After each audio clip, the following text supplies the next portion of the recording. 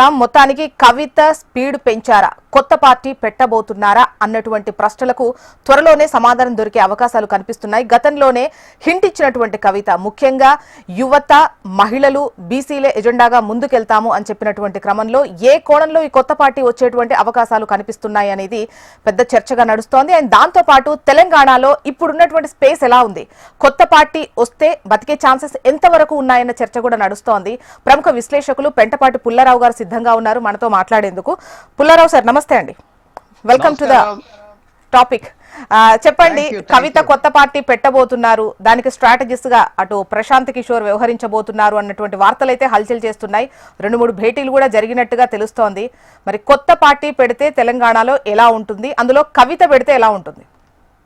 తప్పకుండా. నేను ఎప్పుడు కొత్త వ్యూ కాదు నాది. కొత్త పార్టీకి ఇక్కడ కాదు, ఆంధ్రప్రదేశ్లో కూడా చాలా స్థలం ఉన్నది. మీరు మెడ్రాస్, అదే తమిళనాడు, కేరళ తీసుకుంటే Kerala about the same size. Telangana ఎంత సైజు ఉన్నదో కేరళ అంతే సైజు ఉన్నది. తెలంగాణకి పెద్ద పట్టణాలు కూడా ఉన్నది, హైదరాబాద్. కేరళకి 20 పొలిటికల్ పార్టీస్ పనిచేస్తున్నాయి. ఆ 20 పొలిటికల్ పార్టీల్లో ఎక్స్ఎమ్మెల్యేస్ ఉన్న పార్టీలు, సిట్టింగ్ ఎమ్మెల్యేస్ ఉన్న పార్టీలు ఉన్నారు. 20 పార్టీ జ్ఞాపకం పెట్టుకోండి. తెలంగాణలో 3 ఉన్నాయి. ఒక ఆరో పార్టీ ఎంఐఎం, హైదరాబాద్ సిటీ.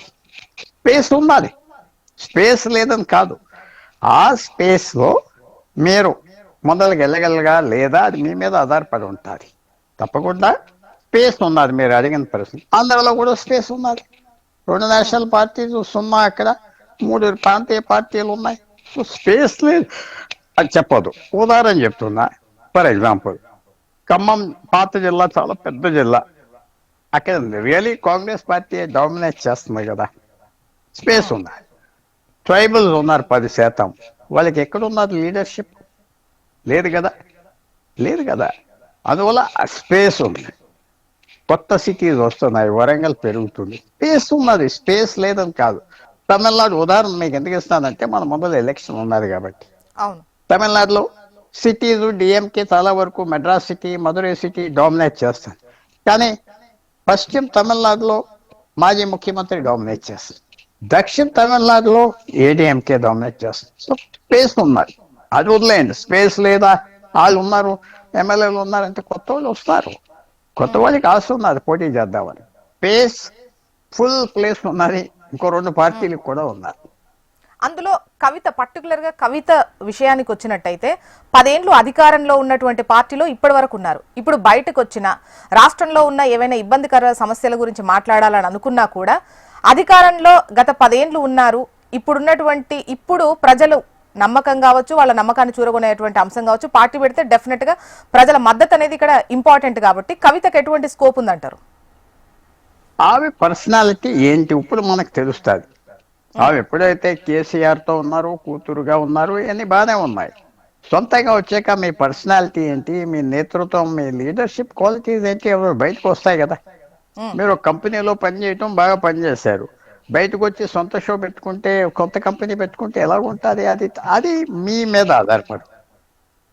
మీ గుడ్విల్ మీద, మీ క్వాలిటీస్ మీద, మీ స్పెషల్ ఏమన్నా యూనిక్ స్పెషల్ ప్రొపోజిషన్స్ అంటాం, యూఎస్పీ మీలో ఏంటి, మీరు ఎంతమందికి సాయం చేశారు అధికారంలో, ఇవన్నీ బయటకు ఇప్పుడు వస్తాయి. సో ఇది ఆమెకు పరీక్ష. స్పేస్ ఎస్, లీడర్షిప్ ఆమె ఇవ్వగలదా? ఆమె మీద ఆధారపడి ఉంటుంది. ఆమె మీద మంచి అనుభవం ఉన్నది, అనుభవం లేదని తెలియదు చెప్పట్లేదు. 20 సంవత్సరాల ఎక్స్పీరియన్స్ ఉన్నది, ధైర్యమైన మనిషి, మాట్లాడగలదు, కాన్ఫిడెన్స్ ఉన్నది. తెలంగాణ అన్ని మారుమొక్కలు తెలుసు. సో అందువల్ల ఇప్పుడు ఆమెకి ఎలా వెళ్తుంది, ఆమె మీద ఆధారపడి ఉంటాయి.